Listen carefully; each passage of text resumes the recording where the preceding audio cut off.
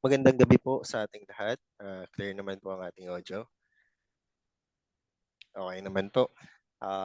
Nagpupuri at magpapasalamat po tayo sa ating buhay na Diyos na nakikita natin ang ating mga kapatid sa ibang bansa, even sa mga nanonood online. Welcome po sa OFW Community Worship ng Herald of Grace Covenant Church of Cavite.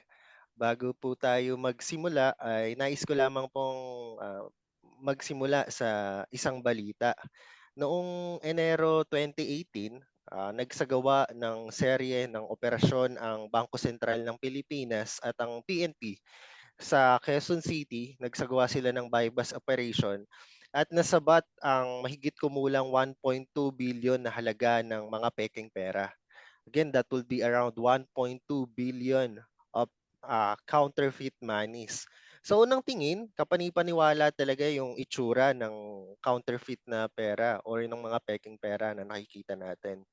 Katunayan, dahil madali itong o hindi siya hindi siya madaling ma-distinguish, kumalat na siya sa mga pamilihan, sa palengke, sa tindahan, at sa 'pag nagbabiyahe, nakalusot na siya do'n. So, nagagamit na siya sa tunay na transaksyon. Ngunit kapag dumaan ito sa masusing pagsusuri gamit ang mga pamantayang katulad ng watermark test or nung UV na meron sa mga supermarket na tinitingnan nila do'n sa machine, napapatunayan na ito'y peke o hindi totoo.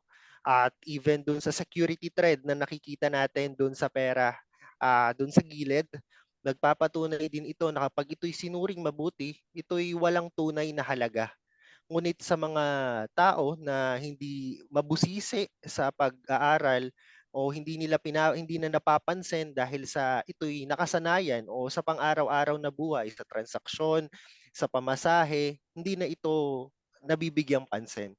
Ang pekeng pera, kahit gaano ito kaganda, ay mananatiling peke. Hindi sapat na ito'y kahalintulad ng katotoo. Kapag inusisa, sinuri ng may otoridad, lumalabas ang tunay na anyo nito.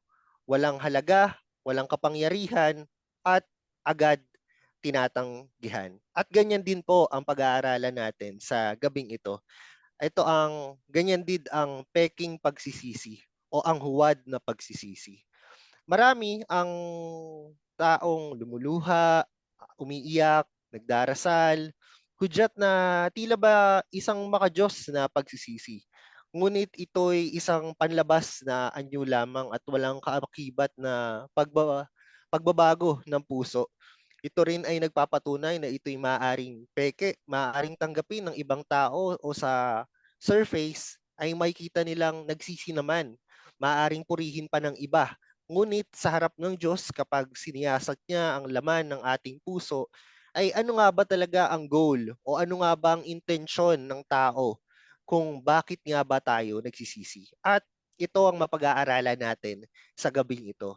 Pinamagataan natin ang ating pag-aaral ayon sa aklat ng Acts, gawa, sa gawa rin po tayo. Acts 8 verse 9 to 24. Gawa 8 verse 9 to 24. Ang title ng ating mapag-aaralan ay Not All Repentance is Real, o sa Tagalog, hindi lahat ng pagsisisi ay tunay.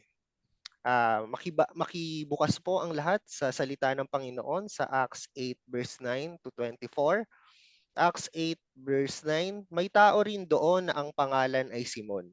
Matagal na niyang pinahahanga ang mga taga-Samaria sa kanyang kahusayan sa Salamangka. Nagmamayabang siya na akala mo na kung sino siyang dakila. Ang lahat ng tao sa lungsod, mahirap man o mayaman, ay nakikinig ng mabuti sa kanya. Sinabi nila, ang taong ito ang siyang kapangyarihan ng Diyos na tinatawag na dakilang kapangyarihan. Matagal na niyang pinahanga ang mga tao sa kanyang kahusayan sa Salamangka, kaya patuloy silang naniniwala sa kanya. Verse 12, pero nang mangaral si Felipe sa kanila ng magandang balita tungkol sa paghahari ng Diyos at tungkol kay Hesus Kristo, sumampalataya at nagpabautismo ang mga lalaki at babae. Pati si Simon ay sumampalataya rin at nang mabautismuhan na siya, sumama siya kay Felipe. talagang napahanga siya sa mga himala talagang napahanga siya sa mga himala at kamanghamanghang bagay na ginawa ni Felipe. Nang marinig ng mga apostol sa Jerusalem na ang mga taga-Samaria ay sumampalataya rin sa salita ng Diyos, ipinadala nila roon sina Pedro at Juan. Pagdating nila sa Samaria, ipinalangin nila ang mga mananampalataya roon na sana'y matanggap nila ang banal na Espiritu. Sapagkat kahit nabautismuhan na sila sa pangalan ng Panginoong Hesus, hindi pa nila natatanggap ang banal na Espiritu. Ipinatong ni na Pedro at Juan ang kanilang mga kamay sa kanila at natanggap nila ang banal na Espiritu. Nakita ni Simon na sa pagpatong ng kamay ng mga apostol sa mga mananampalataya ay natanggap nila ang banal na Espiritu. Kaya inalok niya ng pera sina Pedro at Juan at sinabi, "Bigyan ninyo ako ng ganyang kapangyarihan para ang sino mang patungan ko ng kamay ay makakatanggap din ng banal na Espiritu." Pero sumagot si Pedro sa kanya, "Mawala ka sana at ang iyong pera, sapagkat inaakala mong mabibili ng pera ang kaloob ng Diyos. Wala kang bahagi sa gawain namin, dahil marumi ang puso mo sa paningin ng Diyos. Kaya pagsisihan mo ang masama mong balak at manalangin ka sa Panginoon na patawarin ka sa iyong maruming pag-iisip, sapagkat nakikita kong inggit na inggit ka at alipin ng kasalanan." Sinabi ni Simon, "Kung maaari, manalangin din kayo sa Panginoon para sa akin upang hindi mangyari sa akin ang parusa na sinasabi ninyo." Tayo po'y saglit na manalangin. Panginoong Diyos na buhay at dakila sa lahat, kami nagpapasalamat na muli ay makapag-aral kami ng inyong salita. Ang aming dalangin, Panginoon, ay itago niyo lamang po ako sa inyong paanan at likuran. Naway sa pagbigkas ng aking mga labi ay gamitin niyo lamang akong instrumento. Maging daluyan ako ng pagpapala, ng katotohanan, ng kadalisayan, ng katwiran, at ng kasapatan ng salita ng Diyos na maipahayag ito ng may kapakumbabaan at maging malinaw.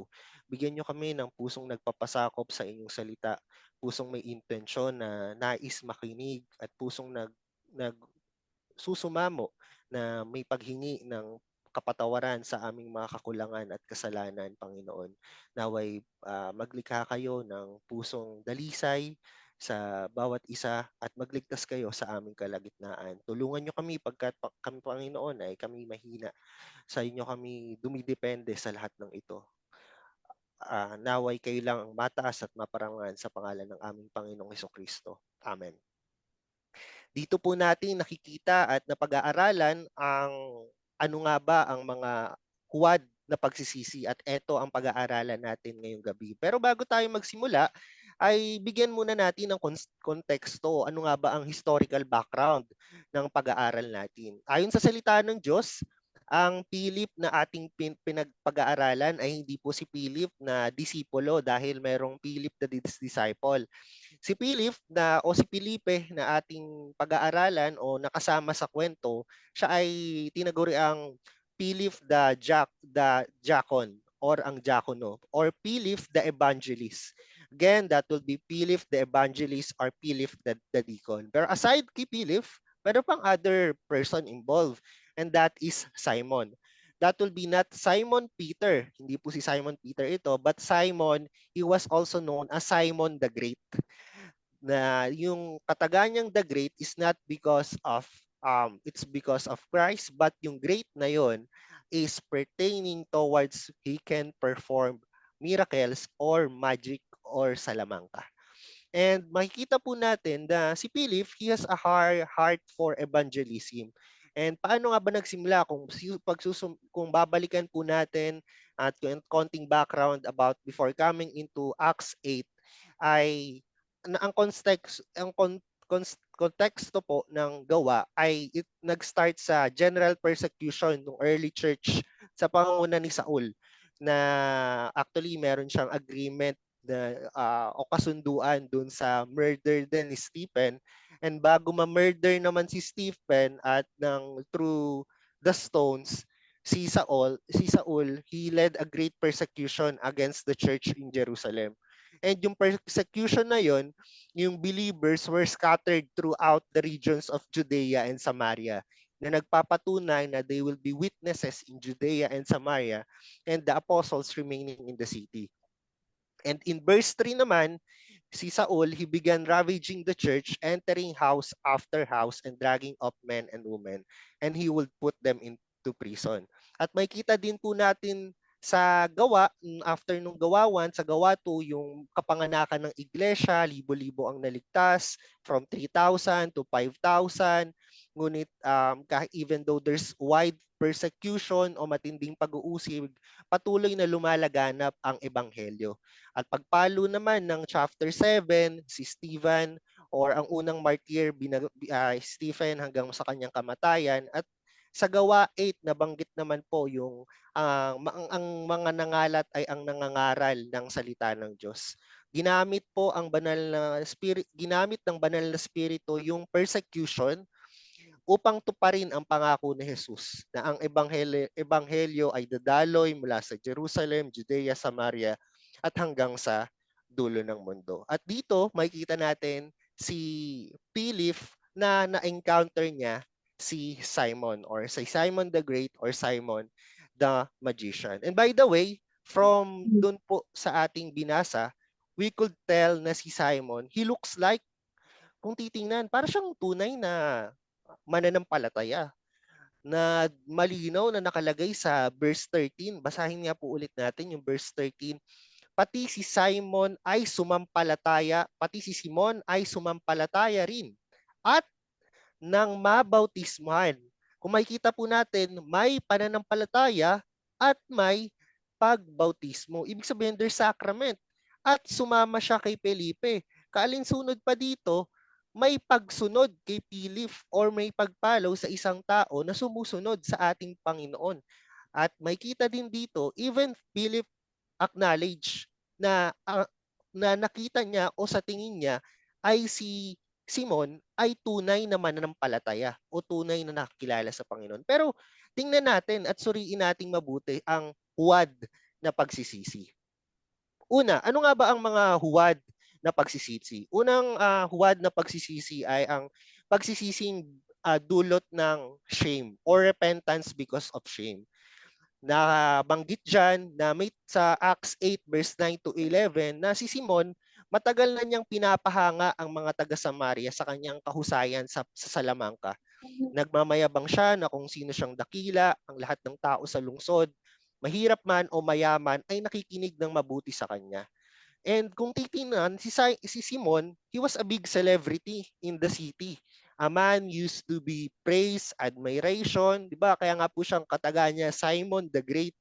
And yung identity niya, ay yung self-worth niya, hindi nakatied doon sa branding na ibahagi nga po kanina na ito'y great siya dahil sa Panginoon, kundi it was tied because of how people see him. Dahil nga nakapag-perform siya ng mga um, uh, magic, it was how people viewed him. But nung naipahayag na ni Philip yung katotohanan kung sino si Kristo at alam po natin na ang sorcery ay walang there's no room for that and performed signs, Simon's influence crumbled. The people believed Philip, not Simon, quote unquote, the great. And his belief was likely or yung kanyang uh, paglapit was likely an attempt to reclaim respect or preserve image. Not totally a surrender to Christ. He wasn't drawn to Christ because of his worthiness, but because of what he can lose. Napahiya na siya dahil na-expose na yung kanyang kasalanan. What is the sin involved? It's sorcery, magic. And ang tao, he can be very sorry but prideful dahil maaari na siyang hatulan na siya ay peke sa kanyang mga ginagawa, ngunit ito'y hindi po nagdadala ng kaligtasan. Hindi nalulungkot dahil sa kasalanan ng kanyang ginawa laban sa Diyos, ngunit dahil apektado na ang kanyang estado sa harapan ng lipunan. Mag-iiba na ang paningin ng tao sa kanya. Posible po yan. Posible na ang tao ay hiyang-hiya na or there's shame na sa kanyang kasalanan. Maaring namumula na yung muka o nanginginig na ang katawan na parang may tunay na pagsisisi. Tumatagak na ang pawis dahil sa kahiyan. Ngunit ang ganitong pagsisisi ay hindi automatically o hindi ito pagpapatunay na ito'y nagdudulot ng tunay na kaligtasan. Madalas napapanood natin 'yan sa telebisyon o napapakinggan sa radyo sa balita. Kapag may isang taong nakagawa ng krimen, kadalasan 'pag tinanong sa kanya yung nagawang krimen, 'pag in-interview siya ng reporter, "Pinagsisisihan mo ba ang iyong kasalanan?" Naiyak, madalas naiyak ang mga naiyak. Yung iba nagwawala, yung iba ayaw magpa-interview, tahimik. Tapos may paghikbi nilang sinasabi, "Pinagsisisihan ko po." Pero nagsisisi sila kasi nga may kahihiyan, eh. Masisira na yung imahe nila at makikita sila sa telebisyon. Pero tanggalin natin yung mga bagay na yon. Hindi interviewin, nasa selda lang, mag-isa lang. May tunay nga bang pagsisisi? And there's two types of sorrow po. Godly sorrow and worldly sorrow. Yung godly sorrow, yung mourning sin because it offends a holy God. And yung worldly sorrow is yung mourning because nahuli or napahiya or because of shame. Sabi ng Proverbs 29 verse 25, huwag mong ikabahala ang sinasabi ng iba. Magtiwala ka kay Yahweh at mapapanatag ka. Katulad ni Simon, he feared the loss of reputation more than the wrath of God. At yung repentance niya or yung paglapit niya, it was shame-driven, rooted in how others saw him, not in how God saw his sin. Ito po yung unang huwad na pagsisisi o ang pagsisising dulot ng kahihiyan, repentance because of shame. Pangalawa, repentance to gain something. Sabi sa Acts 8 verse 12 to 13, pero nang mangaral si Felipe sa kanila ng magandang balita tungkol sa paghahari ng Diyos at tungkol kay Heso Kristo, sumampalataya at nagpabautismo ang lalaki at babae. Pati si Simon ay sumampalataya rin at nang mabautismohan na siya, sumama siya kay Felipe. Talagang napahanga siya sa mga himala at kamanghamanghang bagay na ginawa ni Felipe. Yung pagka-amaze ni Simon, it was not at the gospel or hindi siya dun sa ebanghelyo eh. It was because of the miracles. Or ay nagagawa nitong taong tong ito. Gusto ko din nun. Gusto ko rin magawa yun. Nakita niya yung power, nakita niya yung position na kung paano nagagawa ni Felipe ito, ay gusto ko rin maging ganito kasi nagagawa niya to. And it's common na yung ganitong pagsisisi, yung repentance to gain something, hindi talaga siya tunay. Peke talaga siya dahil transactional siya eh. If I follow Christ, I can gain something. Pero hindi siya ganun eh. In order to follow Christ, you need to lose everything. Some people turn to Christ not because they are broken over sin, but because they want relief from guilt, crisis, or suffering. Escape-driven. Hindi siya grace-driven. Papalitan ng works or kung anong magagawa. And ito yung pagsisisi na nagsisisi sila dahil nga gusto nilang may makuha sa Panginoon. Like, gusto nila na pagpalain o gumanhawa na yung buhay nila. Kaya magsisisi na ako kasi gusto ko nang gumanhawa ng buhay ko eh.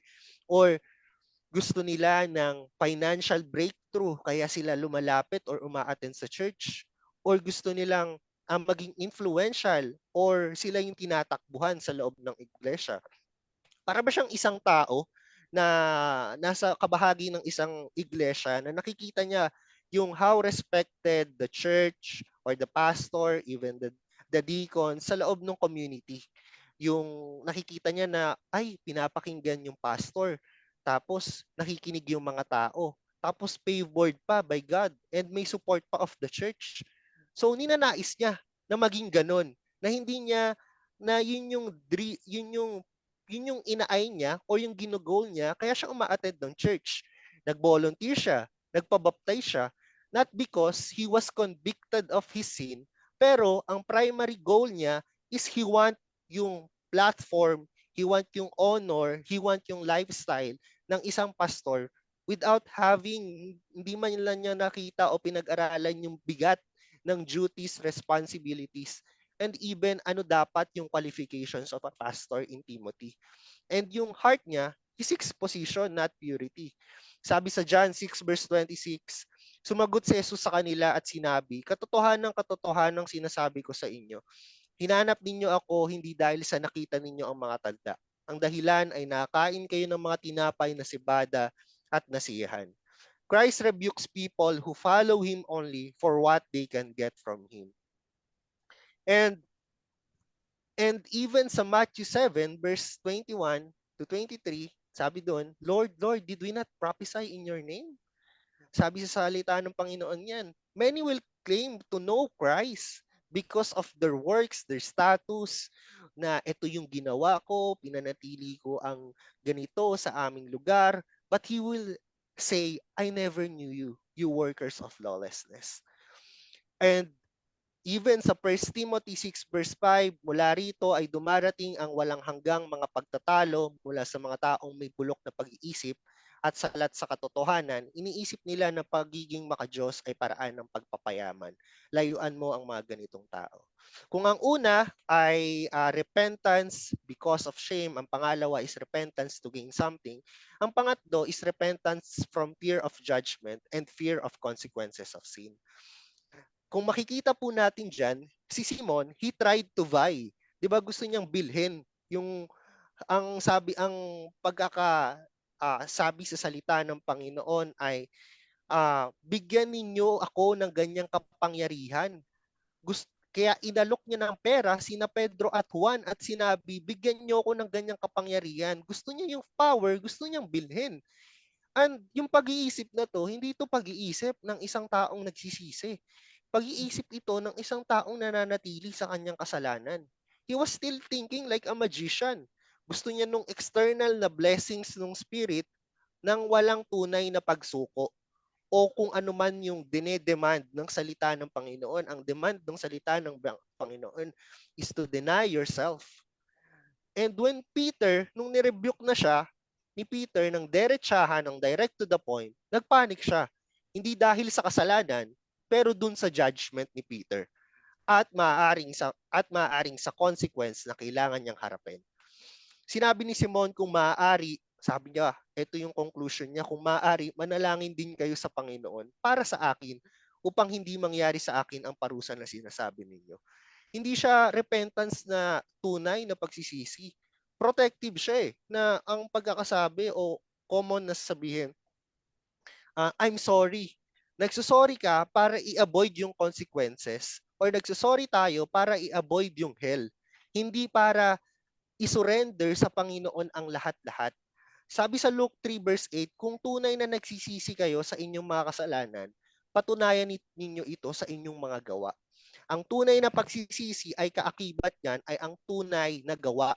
Hindi lang verbal na pagsasalita na nagsisi ako o patawad. At it grows over time. Kaya nga it produces visible fruit. Ang prutas, nagbubunga yan as time goes by. Hindi siya panandalian or one-time event lang. Katulad ng isang tao na nawalan ng trabaho dahil sa kanyang hindi pagtatrabaho. Tapos nagsisi kasi nga nawalan siya ng trabaho. Pero dahil din sa kanyang katamaran. Isa ring tao, and eto, napaka-common nito, madalas kumain, tapos biglang nagkasakit ng malala, malubha, ng ospital. May nararamdaman na sa kanyang katawan. Pero kung hindi pa nagkasakit, kung hindi pa dinala sa ospital, kung hindi pa na tumaas ang blood pressure at dinala sa ospital, hindi pa magsisisi sa kasalanan na kanyang ginawa. May nararamdaman na sa kanyang katawan. Hindi siya magsisisi. Kasi wala pang consequence ng kasalanan At doon lang siya hihingi kasi nga, Panginoon, ang kadalasan lalapit, Panginoon, patawad po, hindi ko na ito ulit gagawin. Pero pagbalik, balik ulit sa dating gawi na hindi na pag-aalaga sa kanyang katawan. Dahil malalaman dito kung tunay nga ba ang iyong pagsisisi. Katulad din doon nung upcoming judgment ng ating Panginoon. Yung mga mahuhuli na, natatakot sila sa punishment na hinaharap. Katulad din nung counterfeit na money, kapag ang isang tao nahuli siya dahil doon sa counterfeit na pera, ang sasabihin kadalasan, wag niyo po akong arestuhin. Hindi po ako yan. Na hindi ina-admit na tinaray nilang manloko. Wala silang pakialam. dun sa paggawa ng tama, ang gusto lang nila ma-avoid yung kaparusahan, pero wala silang pakialam sa paggawa ng tama.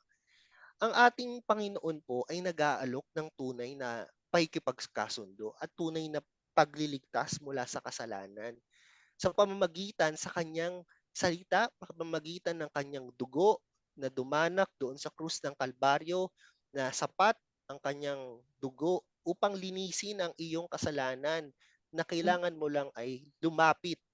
Ngunit hindi ayun yung kagustuhan ng karamihan. Actually, kakatapos lamang po ng Holy Week at ito'y ginagamit ng karamihan para pagkakataon upang makipagkasundo sa ating Panginoon, makahingi ng tawad sa pamamagitan ng pagsisisi dahil sa takot lamang sa impyerno. Bigyan mo ng assurance na walang judgment yan sa kasalanan o okay lang yan, kaya hindi nila pagsisisihan ang kasalanan na ginagawa nila. Ngunit ang tunay na pagsisisi po ay nakikita niya ang karumihan ng kasalanan at nasa poot at galit siya ng banal, banal at banal na Diyos. Ang tunay na nagsisisi na tungo sa Diyos ay handang tanggapin ang kaparaanan ng Diyos, ang kaparaanan ni Kristo na siya lamang ang daan. Naway wag nawang maging satisfied sa judgment na paparating o sa consequences na may takot ka dun sa consequences na paparating. Naway makita mo yung puot at galit ng Diyos laban sa iyong mga kasalanan. Ang tunay na pagsisisi ay may pusong bagbag, may pusong nagpapasakop sa Diyos at may pusong uhaw sa pagkilala sa Diyos. Maaari mong masabi, mabigkas na nagsisisi ka, pero kung ang puso mo ay namumuhay pa rin sa kasalanan, by Sunday, nasa church ka, humihingi ka ng tawad, pero pag Monday to Saturday, balik ka sa kasalanan. Kaibigan, tingnan mo kung tunay ka bang ligtas. Mas mainam na ito'y iyong pag-isipan dahil habang ikay buhay pa ay binibigyan ka ng Panginoon ng pag-asa kung ang iyong pagsisisi ay tunay ba o huwad sa harapan ng ating Panginoong Hesukristo. Hindi dahil ina-avoid mo lang ang consequence or fear of judgment. Pang-apat, repentance from regret o ang peke na pagsisisi na dulot ng regret. Regret mula sa dreams, wasted years, old age.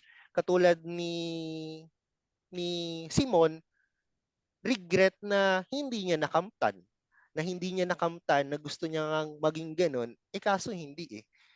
Kaso ang nangyari pa, instead of humbling himself, na gusto niyang bilhin, kaso nga hindi niya ganun, hindi man lang siya nanalangin, hindi man siyang lumapit sa Panginoon. At ang ginawa niya pa, he asked Peter na gawin ito para sa kanya. Sabi niya, Pedro, ikaw ang manalangin. Manalangin ka para sa akin. Na same lang to ng person na who feels sad about wasted years, broken dreams, or failed or old age. Hindi nila dinidil yung pinaka-root issue ng rebellion against God. Naway maglikha ng pusong tunay na nagsisisi, hindi dahil malapit ka na sa iyong deathbed, dahil malapit na, magsisisi tayo. Dahil nasayang yung buhay, gagawa tayo ng magandang bagay para makabawi sa taong nawala.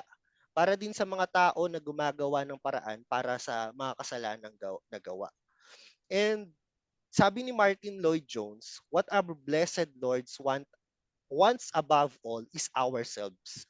What Scripture calls our hearts. He wants the inner man, the heart. He wants our submission.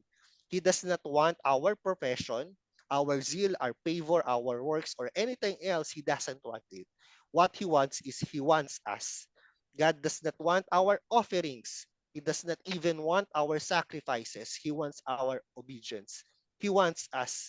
It is possible for a man to say the right things, be very busy and active in the church, to achieve apparently wonderful results, and yet not to give himself to the Lord. And that is finally the greatest insult we can offer to God. What it be, says Martin Lloyd Jones, to say, Lord, Lord, to be busy and active, ngunit walang tunay na allegiance at submission sa Kanya, and to allow our opinions and arguments ang manguna rather than submitting to what is will. Naway ang tunay na pagsisisi ay magdulot ng tunay na pagsunod sa ating Panginoong Hesukristo. At ang panghuli po na pekeng pagsisisi at ang pagtatapos ay ang pekeng pagsisisi na katulad ni Simon. Even Philip, at ito'y maaaring nasa loob ng iglesia. Panandali ang mananampalataya, ngunit kapag dumaan ay hindi pala tunay o peke dahil pagpapakita kay Simon na for a while, 'di ba? Siya ay mananampalataya na bautismohan, nagpa-partake ng sacraments, baptism.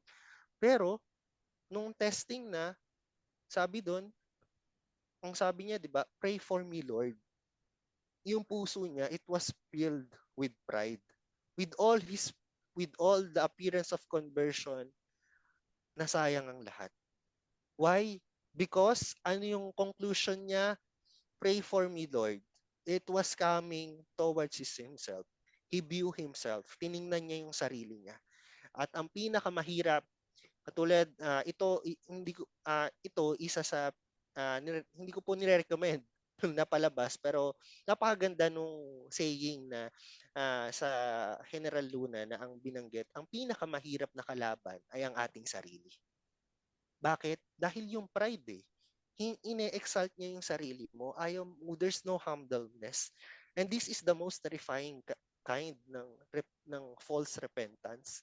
Yung repentance na prideful, na walang pagbagsak o pagpapatira pa sa harapan na nagkasala tayo sa banal at banal na Diyos.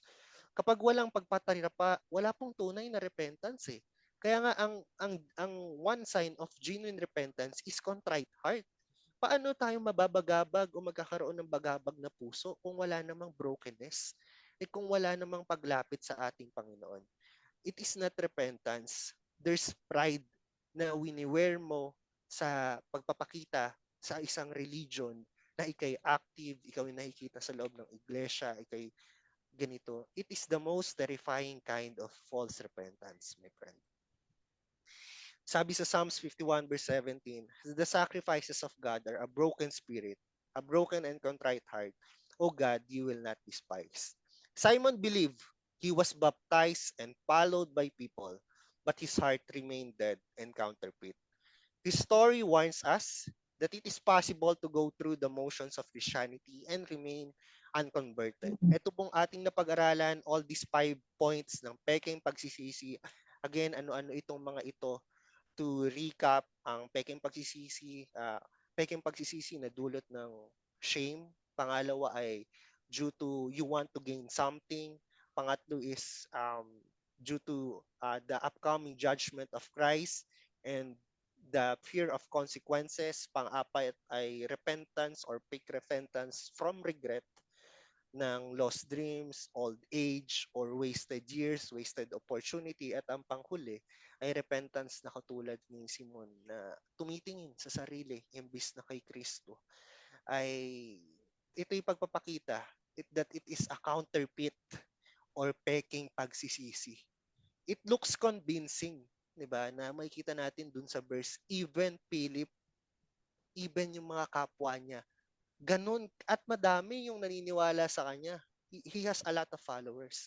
Pero when it is tested, kapag tiningnan na sa harapan ng Panginoon, napatunayan na hindi siya tunay at ito'y peke. By trials, by truth, by the holiness of God, na expose na ito'y peke. Katulad ng peking pera, wala tong weight, walang bilang sa ekonomiya ng Diyos o sa kaharian ng Diyos.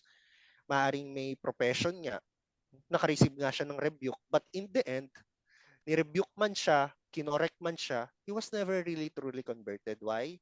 Di siya nagkaroon ng broken and contrite heart before the feet of Christ.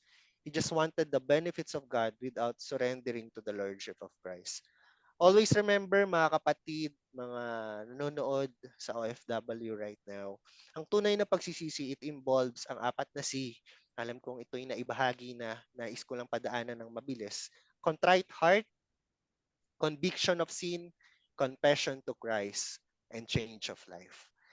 Para sa mga kapwa kong mananampalataya, tunay nga ba ang pagsisisi mo sa iyong mga kasalanan? Naway ang pagliligtas ng Panginoon sa iyong kasalanan, huwag ka nang bumalik sa kung saan ka iniligtas ng Panginoon. Naway paglabanan, i-maximize mo ang means of grace na kanyang pinagkakaloob upang mapagtagumpayan ang kasalanan na iyong pinagdaraanan. Naway hindi ito maging one-time repentance lang. Ang repentance ay pang-araw-araw. Mahal mo ba talaga ang kabanalan or natatakot ka lang sa pekeng pagsisisi na iyong pinapakita? Subalit kung ipapahayag natin ang ating mga kasalanan, patatawarin tayo ng Diyos sa mga ito at lilinisin tayo sa lahat ng ating kasalanan sapagkat siya'y tapat at matuwid. Para naman sa mga wala pang pagkakilala sa ating Panginoong Kristo, katulad ng rebuke ni Peter, ay it still stands up until now na ang puso mo ay hindi tama, hindi akma sa harap ng Panginoon. Sabi ni Peter, ang puso mo ay marumi at hindi nararapat sa harap ng Panginoon. Huwag kang magsettle, kaibigan, sa peking pagsisisi.